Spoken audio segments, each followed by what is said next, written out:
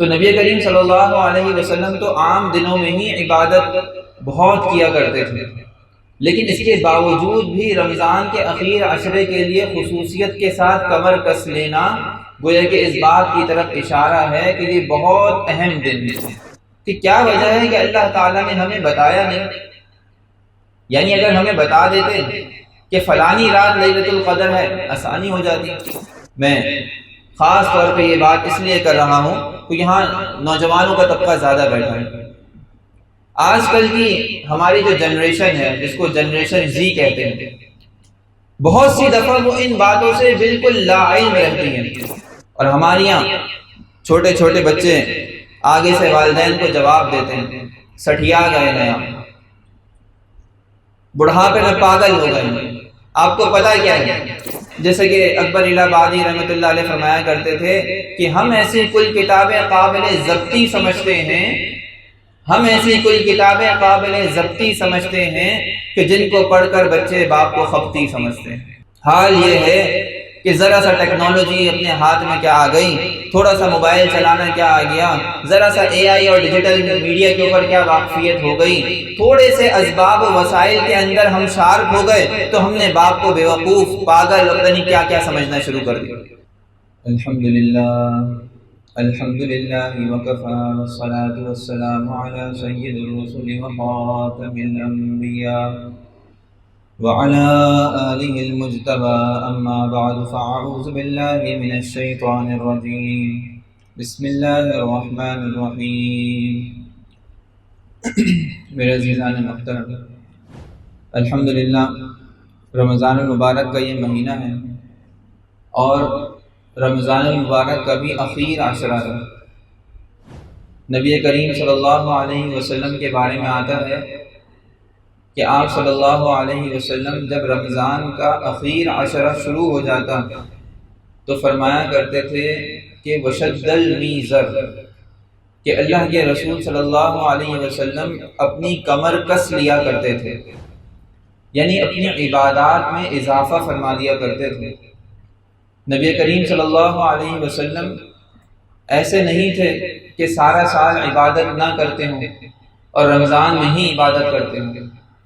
آپ صلی اللہ علیہ وسلم سارا سال بھی تہجد کا معمول، راتوں میں اللہ کے آگے اٹھنے کا معمول، روزے رکھنے کا معمول یہ لگا رہتا تھا، حتیٰ کہ ہر مہینے کے اندر ایام 20 کے روزے رکھنا، اسی طرح ہر پیر اور جمعرات کو روزہ رکھ لینا۔ اسی طرح حضرت عائشہ فرماتی ہیں ما کان یزید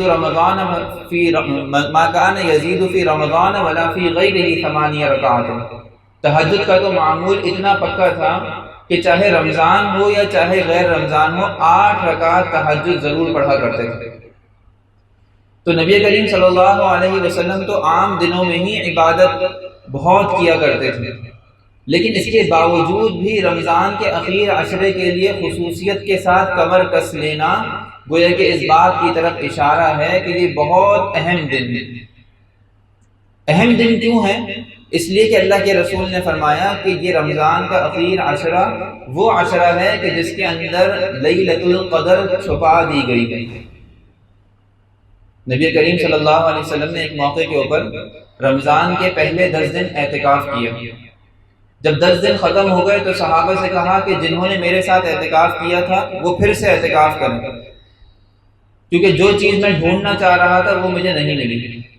پھر 11ویں تاریخ سے لے کر 20ویں رمضان تک اعتکاف کیا، اور جب 20 تاریخ ہو گئی تو پھر اللہ کے رسول نے فرمایا کہ جن لوگوں نے میرے ساتھ اعتکاف کیا تھا وہ پھر اعتکاف کریں، کیونکہ اللہ نے مجھے بتا دیا ہے کہ جو چیز آپ ڈھونڈ رہے تھے وہ اخیر عشرے میں رکھی گئی۔ گویا کہ رمضان کے اخیر عشرے میں ہی وہ رات رکھی گئی ہے جس کو 1000 راتوں سے بڑھ کر فرمایا گیا۔ سورہ قدر میں نے ابھی نماز میں پڑھی تھی، انا انزلناہ، اتنی بڑی رات ہے، فرمایا ہم نے قرآن کو اسی رات میں نازل فرمایا۔ گویا کہ آسمان دنیا سے زمین کی طرف اترنے والی سب سے بڑی ہدایت کی کتاب، اس کے لیے اس رات کا انتخاب کیا گیا، اور فرمایا لیلۃ القدر خیر من 1000 شہر، 1000 راتیں ایک طرف اور یہ رمضان کی یہ رات ایک طرف۔ سمجھ آئی؟ اس کی مثال بالکل ایسی ہے کہ جیسے کہ ہم یہ کہتے ہیں نا کہ یار فلانی چیز اچھی کوالٹی کی ہے، فلانی بیکار ہے، ایسی ہزار بھی لے لو گے اس کے برابر نہیں ہو سکتی۔ تو یہ معیار ہے لیلۃ القدر کا۔ اللہ کی نگاہ میں یہ اتنی مقبول رات ہے کہ اگر کوئی آدمی اس کے اندر تھوڑی سی عبادت بھی کرے گا تو وہ 1000 گنا زیادہ بہتر ہوگی عام دنوں کی عبادت سے۔ ایک سوال ذہن میں آتا ہے کہ کیا وجہ ہے کہ اللہ تعالیٰ نے ہمیں بتایا نہیں؟ یعنی اگر ہمیں بتا دیتے کہ فلانی رات لیلۃ القدر ہے آسانی ہو جاتی، اس کو مبہم کیوں چھوڑا گیا کہ 21ویں میں ہو سکتی ہے، 23 میں بھی ہو سکتی ہے، 27 میں بھی ہو سکتی ہے، 29 میں بھی ہو سکتی ہے؟ علماء نے اس کی 2 وجوہات بیان کی۔ ایک تو وجہ یہ بیان کی کہ اگر یہ بتا دیا جاتا کہ فلانی رات لیلۃ القدر ہے تو لوگ یہ کرتے کہ صرف اسی رات میں عبادت کرتے، اس کے علاوہ راتوں میں عبادت کرتے ہی نہیں۔ کہتے کہ اس رات میں عبادت ہو گئی بس صحیح ہے، 1000 راتوں کے برابر ہو گئی، کیا ضرورت ہے بقیہ دن میں؟ یہ 10 دن عبادت کریں گے، یہ مہینہ عبادت کریں گے، ان تمام کو ملا کر بھی وہ ایک رات کے برابر نہیں ہے، تو بس اسی رات میں کر لیں گے۔ تو ایک تو وجہ یہ تھی کہ لوگ عبادت کرتے رہیں، ایسا نہ ہو کہ ایک ہی رات پر تکیہ کر کے بیٹھ جائیں کہ بس فلانی رات میں عبادت کرنی ہے، اس کے علاوہ عبادت نہیں کرنی۔ معلوم ہو کہ شریعت کو یہ مزاج پسندیدہ نہیں ہے کہ لوگ فلاں دن مخصوص کر لیں عبادت کے اور اس کے علاوہ عبادت نہ کریں۔ شریعت یہ چاہتی ہے کہ انسان اللہ کی عبادت مرتے دم تک کرتا ہی رہے۔ اللہ کے رسول صلی اللہ علیہ وسلم کتنے عبادت گزار تھے، اس کے باوجود بھی اللہ کے رسول کو قرآن میں کہا گیا وَاعْبُدْ رَبَّكَ حَتَّىٰ يَأْتِيَكَ الْيَقِينُ، اپنے رب کی عبادت کرتے رہیں یہاں تک کہ موت آ جائے، یقین آ جائے۔ یقین سے مراد علماء نے لکھا ہے موت ہے، مرتے دم تک آپ کو اپنے رب کی عبادت کرتے ہی رہنی ہے۔ ایک وجہ تو یہ۔ دوسری وجہ علماء نے بڑی باریک لکھی کہ لیلۃ القدر جو نہیں بتایا گیا اس کی وجہ یہ ہے کہ اگر کسی کو پتہ ہوتا کہ لیلۃ القدر کی فلانی رات ہے اور پھر بھی وہ اس کے اندر ناقدری کرتا، پھر بھی وہ اس کی نعمت کا شکر ادا نہ کرتا، پھر بھی وہ اس رات میں عبادت نہ کرتا، تو یہ اللہ تعالیٰ کے بڑے غصے کا اور غضب کا سبب بن جاتا ہے۔ جیسے کہ اس کی مثال ایسی ہے کہ نبی کریم صلی اللہ علیہ وسلم نے رمضان المبارک میں تراویح کی نماز پڑھائی، جب بار بار پڑھائی تو صحابہ کرام رضی اللہ تعالی عنہم جمع ہونے لگے۔ جب صحابہ کرام نے دیکھا کہ اللہ کے رسول رات میں کھڑے ہوتے ہیں، نماز تراویح پڑھاتے ہیں، تو سارے کے سارے کھڑا ہو جاتے ہیں مسجد میں آ کے، مسجد نبی بھر جاتی۔ 3 دن 4 دن تک اللہ کے رسول نے پڑھائی، اور اس کے بعد جب دیکھا کہ صحابہ کرام بہت شوق سے جمع ہو گئے ہیں، اللہ کے رسول نے نہیں پڑھائی۔ اگلے دن صحابہ کرام رضی اللہ تعالیٰ عنہ نے پوچھا کہ اللہ کے رسول، ہم سب جمع تھے، اس امید میں تھے کہ آپ آئیں گے، قرآن شریف سنائیں گے، ہم سنیں گے، تراویح کی نماز ہوگی۔ آپ نے فرمایا مجھے بالکل اندازہ ہے کہ تم کیوں آئے تھے، اور مجھے یہ بھی اندازہ ہے کہ تم قرآن مجید کے پڑھنے کا شوق رکھتے ہو، لیکن مجھے اس بات کا خوف تھا کہ اگر میں مستقل اس طرح نمازیں پڑھتا رہوں اور روزانہ تمہیں پڑھا دوں تو کہیں اللہ تعالیٰ یہ نماز بھی تم پر فرض نہ کر دے۔ اب تراویح کی نماز تو سنت موقدہ ہے، ہمارے یہاں جو فرض پڑھنے والے ہیں وہی 10% ہے، اس کے علاوہ 90% تو فرض ہی نہیں پڑھتے۔ ان میں بھی تراویح پڑھنے والے 2 سے 3% ہیں، تو کتنے لوگ جو ہے تراویح کی نماز کو چھوڑنے والے ہیں۔ اگر یہ فرض ہوتی اور چھوڑتے تو اس کا جس طرح پڑھنے کا ثواب بڑھنا تھا، چھوڑنے کا گناہ بھی بڑھ جاتا، عذاب بھی بڑھ جاتا۔ تو اللہ تعالیٰ نے اس رات کو چھپا دیا تاکہ کہیں انسان اس کی ناقدری کرے تو اس کے لیے ایک عذر ہو، بہانہ ہو کہ اس کو پتہ ہی نہیں تھا کہ یہ رات لیلۃ القدر کی تھی۔ اگر پتہ ہوتا تو یہ خوب عبادت کرتا، خوب اللہ کی طرف رجوع کرتا، خوب نمازیں پڑھتا۔ ایک بات تو یہ ہوگی کہ ہمیں اس مہینے کا اور خاص طور پہ اس عشرے کا بہت قدر کے ساتھ، بہت اہتمام کے ساتھ گزارنا چاہیے، وقت کو ضائع نہیں کرنا چاہیے، کیونکہ یہ جو راتیں گزر جائیں گی پھر واپس ہاتھ نہیں آئیں گی۔ رمضان چلا جائے گا، یہ ساری بہاریں ختم ہو جائیں گی، اللہ قال رسول سننے کی باتیں ختم ہو جائیں گی، قرآن شریف کی جو تلاوت کی آوازیں ہر جگہ سے آ رہی ہیں یہ ختم ہو جائیں گی۔ یہ ساری کی ساری چیزیں رمضان کے بعد جو ہے وہ مشکل سے ملتی ہیں۔ تو یہ جو رمضان کے دن ہیں ہمیں کوشش کرنی چاہیے کہ ہم ان کو بڑی قدر سے، بڑی عظمت سے گزاریں۔ دوسری میں نے ایک آیت آپ کے سامنے تلاوت کری، وَقَضَىٰ رَبُّكَ أَلَّا تَعْبُدُوا إِلَّا إِيَّاهُ وَبِالْوَالِدَيْنِ إِحْسَانًا، کہ آپ کے رب نے ایک فیصلہ کر دیا۔ اب دیکھیں فیصلہ تو ایک انسان کرتا تو ہو سکتا ہے کبھی اپنے فیصلے سے رجوع کرتا، ہو سکتا ہے ایک دفعہ کوئی فیصلہ کرتا اگلی دفعہ اس کے خلاف فیصلہ کر دیتا، لیکن جو فیصلہ رب العزت کہہ دے، جو فیصلہ خالق کائنات کر دے، اس کو کون ٹال سکتا ہے، اس کو کون تبدیل کر سکتا ہے؟ تو اللہ تعالیٰ نے دو فیصلے کر دیے۔ وہ فیصلے کیا کیے؟ اللہ تعبدوا الا ایاہ، کہ پہلا فیصلہ اللہ کی طرف سے یہ ہے کہ زمین پر اللہ کے علاوہ اور کسی کی عبادت نہیں ہوگی۔ نہیں ہوگی کا مطلب یہ نہیں ہے کہ ہو نہیں سکتی، نہیں ہوگی کا مطلب یہ ہے کہ قیامت تک اللہ کے علاوہ کسی کی عبادت قابل قبول نہیں ہوگی۔ یعنی فیصلہ ہو گیا اللہ کی طرف سے کہ اگر زمین پر کسی کی عبادت ہونی ہے تو وہ صرف اور صرف اللہ کی عبادت ہونی ہے، اس کے علاوہ اور کسی کی عبادت نہیں ہونی۔ اگر کوئی کرے گا تو گمراہ ہوگا، جہنم میں جائے گا، اگر ایک انسان اللہ کی عبادت کرے گا تو ہدایت پائے گا اور جنت میں جائے گا۔ پہلا فیصلہ تو اللہ نے یہ کیا۔ دوسرا فیصلہ یہ کیا وَبِالْوَالِدَيْنِ إِحْسَانًا، کہ والدین کے ساتھ حسن سلوک کرنا ہے۔ میں خاص طور پہ یہ بات اس لیے کر رہا ہوں کہ یہاں نوجوانوں کا طبقہ زیادہ بیٹھا ہے۔ آج کل کی ہماری جو جنریشن ہے، جس کو جنریشن زی کہتے ہیں، بہت سی دفعہ وہ ان باتوں سے بالکل لا علم رہتی ہیں کہ یہ کتنا بڑا مہلک اور کتنا خطرناک مرض ہے کہ اللہ تعالیٰ قرآن کے اندر توحید کے بعد پہلا حکم یہ دیتے ہیں کہ والدین کی اطاعت کرنی ہے، نافرمانی نہیں کرنی۔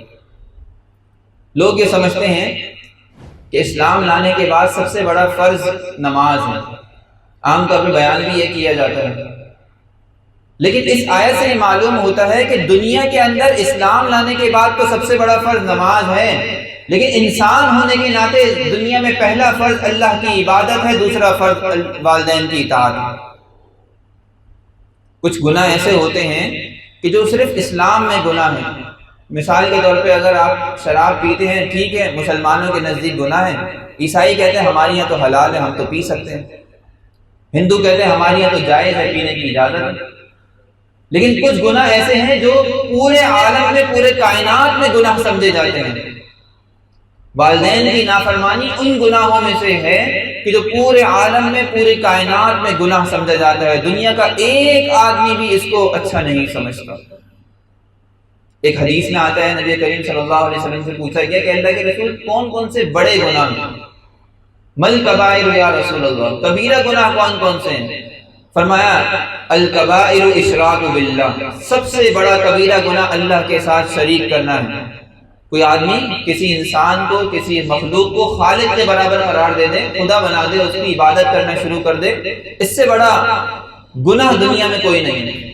وعقوق الوالدین، اور اس کے بعد دنیا میں سب سے بڑا گناہ والدین کی نافرمانی۔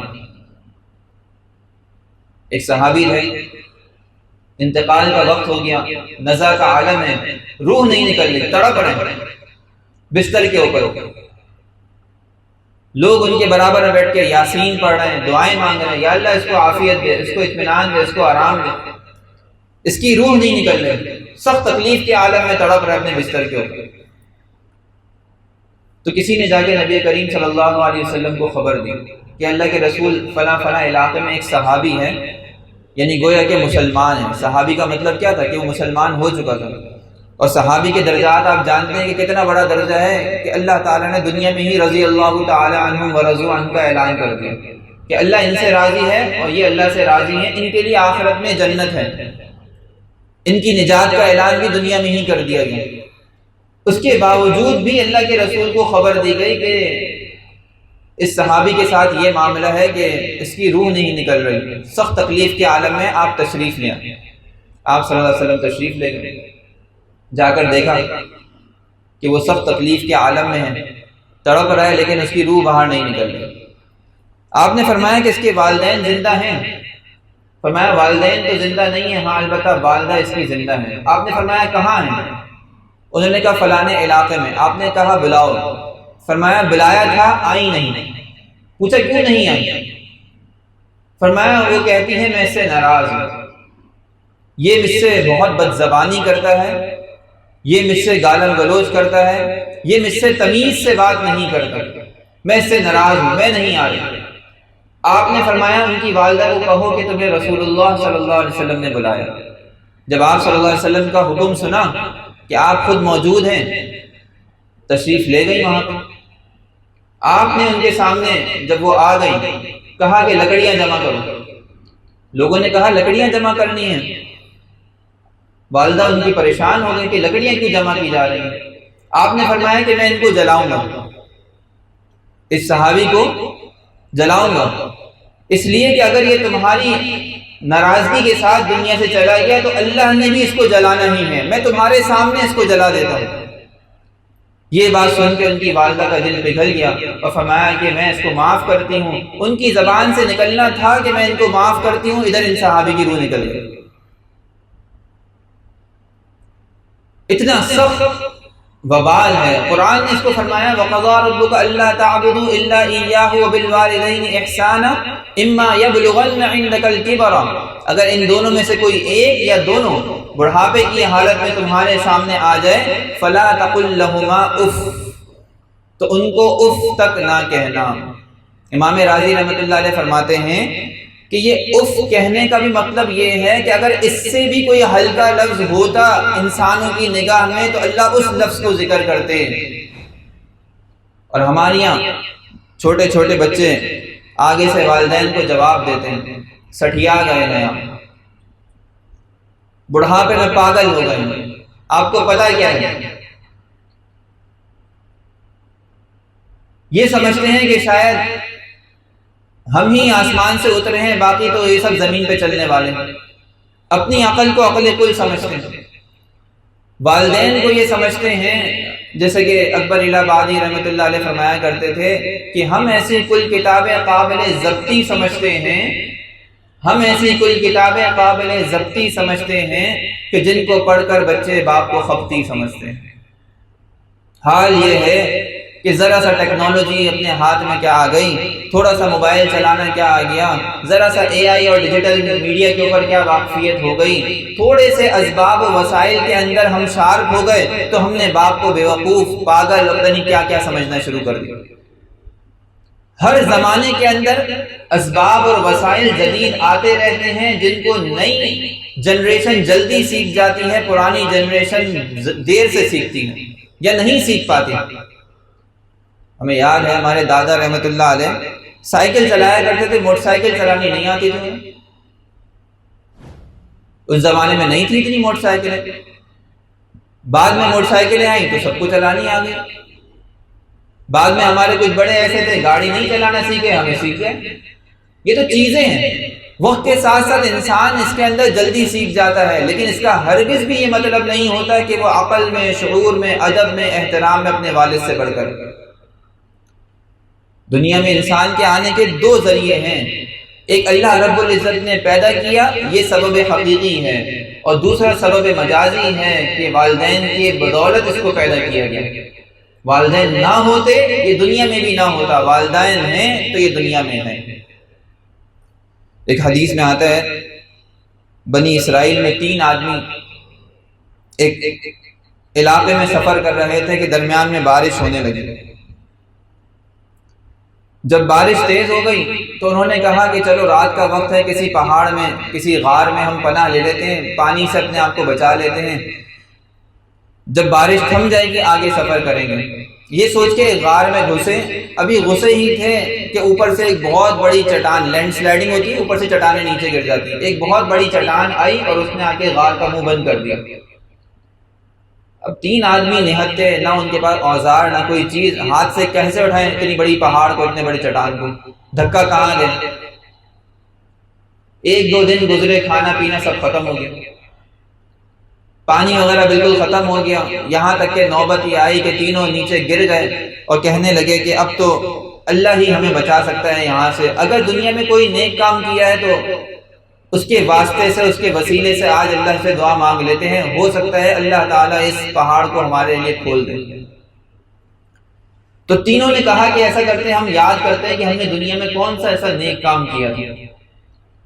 تو دو کام تو میں آپ کو نہیں بتا رہا، ان میں ایک نے کہا کہ اے اللہ تو جانتا ہے کہ میرے والدین بوڑھے ہیں اور میں اپنے والد کے بغیر کبھی رات کا کھانا نہیں کھاتا، اور تو جانتا ہے میرے مولا کہ ایک موقع کے اوپر جب میں گھر پہنچا اپنے کام کاج سے، میرے والد سو چکے تھے، میں اپنے ہاتھ میں دودھ کا پیالہ اور کھانے کا برتن لے کے کھڑا رہا ان کے پاس، میرے بچے برابر میں بھوکتے رہے، بلکتے رہے، روتے رہے کہ ابا ہمیں کھانا دے دیں، میری اہلیہ پریشان رہی، لیکن میں نے صرف اس لیے ان کو کھانا پینا نہیں دیا کہ پہلے میرے والد کھائیں گے تو اس کے بعد میں ان کو کھلاؤں گا، یہاں تک کہ میرے والد کی آنکھ ہی نہیں کھلی، صبح ہو گئی، صبح اٹھے تو بڑے پریشان ہوئے اور پھر ہم نے کھانا کھایا۔ تو اے اللہ اگر میرا یہ عمل تیری بارگاہ میں قابل قبول ہے، نیکی کا باعث ہے، تو اس پہاڑ کو ہمارے آگے سے ہٹا دے۔ روایت میں آتا ہے کہ جب یہ دعا مانگی اس نے، اسی وقت بارش اور بڑھی اور یہاں تک کہ وہ پتھر جو غار کے منہ پر آ گیا تھا وہ سرک کر نیچے گر گیا۔ تو انسان کو کچھ گناہوں کی سزا آخرت میں ملتی ہے، لیکن والدین کی نافرمانی، والدین کے ساتھ بد اخلاقی، والدین کے ساتھ بدتمیزی، یہ وہ گناہ ہے کہ جس کی سزا دنیا میں بھی ملتی ہے، آخرت میں بھی ملتی ہے۔ ہم نے ان لوگوں کو ہمیشہ تڑپتے ہوئے، روتے ہوئے، مچلتے ہوئے ہی دیکھا ہے جنہوں نے اپنے والدین کو ستایا، جنہوں نے اپنے والدین کو اذیتیں پہنچائیں۔ زندگی میں کبھی کامیاب نہیں ہو سکے وہ آدمی جو والدین کو ستاتے رہے، اور زندگی میں کبھی ناکام نہیں ہے وہ لوگ جو والدین کو راحت میں رکھتے ہیں۔ تو ہمیشہ اپنے والدین کی قدر کریں، ان کے ادب اور احترام میں کمی نہ کریں۔ قرآن کریم میں کہتا ہے وَخْفِضْ لَهُمَا جَنَاحَ الذُّلِّ، نرمی کے ساتھ، رحمت کے ساتھ اپنے بازو ان کے آگے بچھا دو۔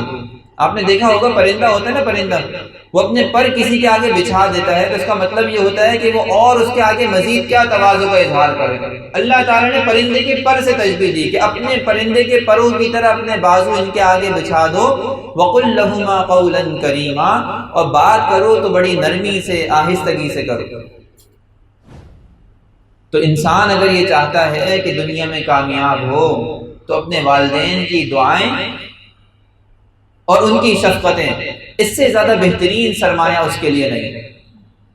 اور یقین جانیے کہ یہ وہ نعمت ہے کہ جس کو حاصل ہوتی ہے قدر نہیں ہوتی، نعمت چھن جاتی ہے تو سب قدر آ جاتی ہے۔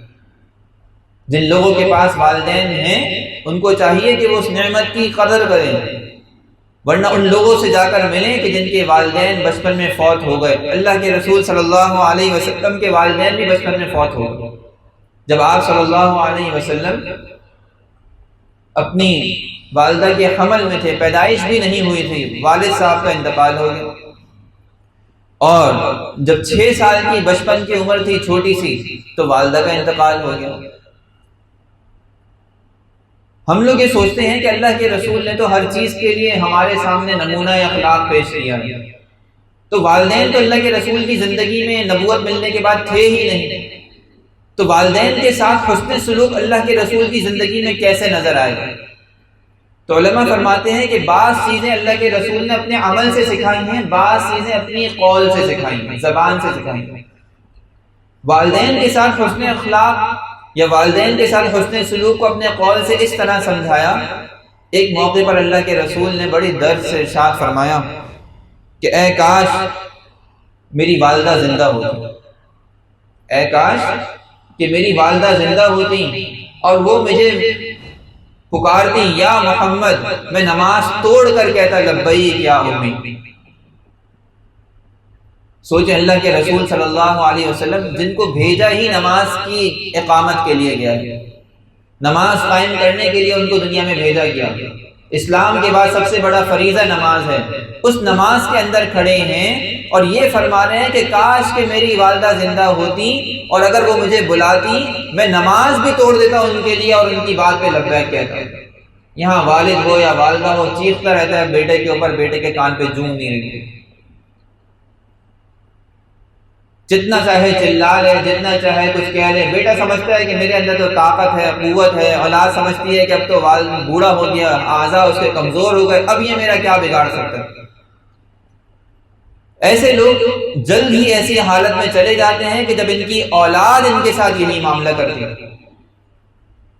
ہمارے حضرت استاد ایک شعر پڑھا کرتے تھے، جیسی کرنی ویسی بھرنی، یقین نہیں ہے کر کے دیکھ، جیسی کرنی ویسی بھرنی، یقین نہیں ہے کر کے دیکھ، جنت بھی ہے دوزخ بھی ہے، یقین نہیں ہے مر کے دیکھ۔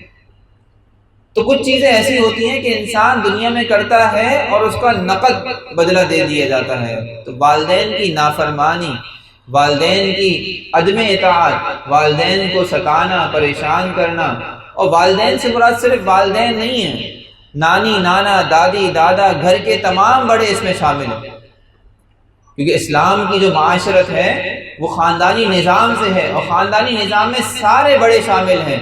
حدیث میں آتا ہے کہ من لم یوقر کبیرنا ولم یرحم صغیرنا فلیس منا، کہ جو ہمارے بڑوں کی عظمت اور احترام نہ کرے، جو چھوٹوں کے اوپر شفقت اور رحمت نہ کرے، وہ ہماری جماعت میں سے ہے ہی نہیں۔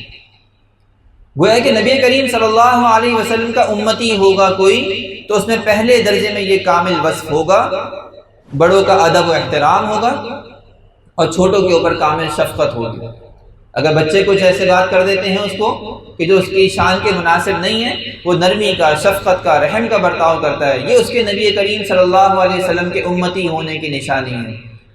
اور اگر اس کے ساتھ کچھ بڑے موجود ہیں، اس کے اساتذہ ہیں، اس کے مشائخ ہیں، اس کے والدین ہیں، اس کے نانا ہیں، دادا ہیں، دادی ہیں، ماموں مامی، چاچا چاچی، کوئی بھی ہیں، یہ سارے کے سارے ادب اور احترام کے قائل ہیں۔ حدیث میں آتا ہے الخالۃ کمثل الام، خالہ والدہ کی بمنزلہ ہے، بمنزلۃ الام، یعنی جس طرح والدہ کا احترام ضروری ہے، خالہ کا احترام بھی ضروری ہے۔ اور ایک دوسری روایت میں آتا ہے العم بمثل الوالد، کہ چچا باپ کی طرح ہے۔ تو ہمارے یہاں اسلام کے اندر جو نظام ضابطہ سکھایا گیا ہے، اس کے اندر یہ فرق نہیں کیا گیا کہ یہ باپ ہے اس کا احترام کروں گا، یہ چچا ہے اس کا تو میں ایسی کی تیسی کر دوں گا، یہ والدہ ہیں ان کا تو ادب اس پر ضروری ہے، یہ خالہ ہیں ان کو تو میں سلام بھی نہیں کروں گا، ان سے میری لڑائی نہیں، بلکہ والدہ کے لیے جو حقوق ہیں خالہ کے لیے بھی وہی حقوق ہیں، باپ کے لیے جو حقوق ہیں چچاؤں اور تایاؤں کے لیے بھی وہی حقوق ہیں۔